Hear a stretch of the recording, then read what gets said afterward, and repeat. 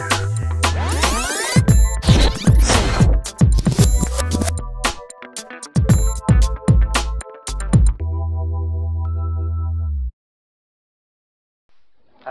saya Ahmad Aditya. Saya kebetulan sedang mengambil studi doktor di Leiden di Belanda. Saya sedang memasuki tahap akhir dari disertasi saya. Tema topik PhD saya adalah interaksi antara biologi dan fisika yang kemudian mempengaruhi vegetasi yang kebetulan dalam fokus studi saya berada di laut. Pada penelitian saya yang kedua, saya meneliti tentang adanya pengaruh gap sebuah area di mana tidak ditumbuhi oleh vegetasi laut di tengah banyaknya rumput laut.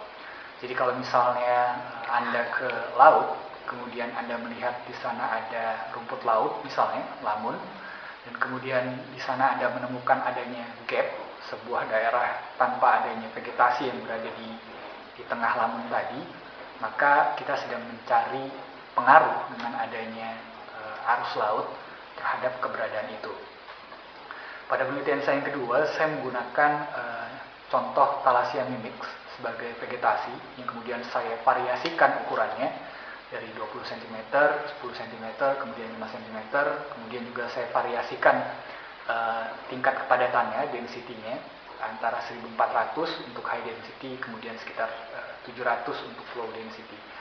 Nah, dari hasil penelitian saya tersebut, saya akan memberikan beberapa gambaran bahwa ini adalah contoh hasil penentuan turbulent kinetic energy. Jadi turbulent kinetic energy ini sendiri adalah dalam bahasa mudahnya tingkat intensitas mixing yang berada di dalam gap.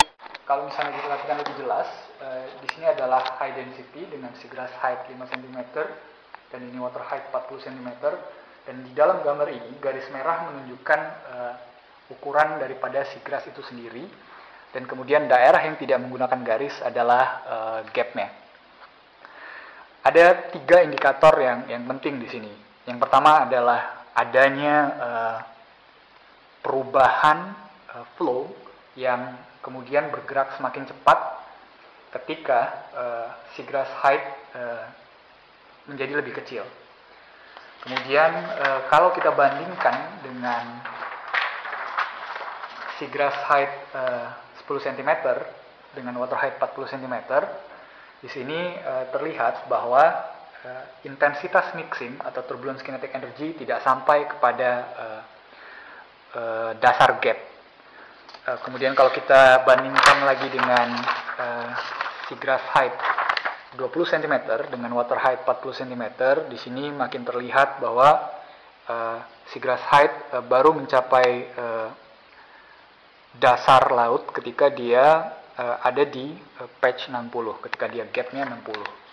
Dan ini juga berpengaruh dengan seagrass height pada low density, dan kita bisa lihat bahwa tingkat intensitas mixingnya menjadi semakin kecil karena flow dapat menerobos masuk dan menjadi intrusion flow terhadap seagrass meadow.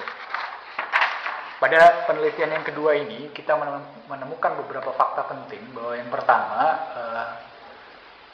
mechanical properties daripada seagrass itu kemudian memiliki pengaruh terhadap perkembangan flow development. Sebagaimana kita ketahui bahwa flow development itu ada 3, skimming flow, wake interference flow, dan juga isolated roughness flow. Dan ketiga flow ini merupakan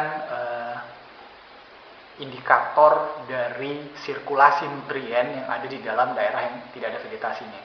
Jadi temuan kita yang pertama bahwa mechanical properties dari seagrass itu menjadi sangat berpengaruh dalam hal ini.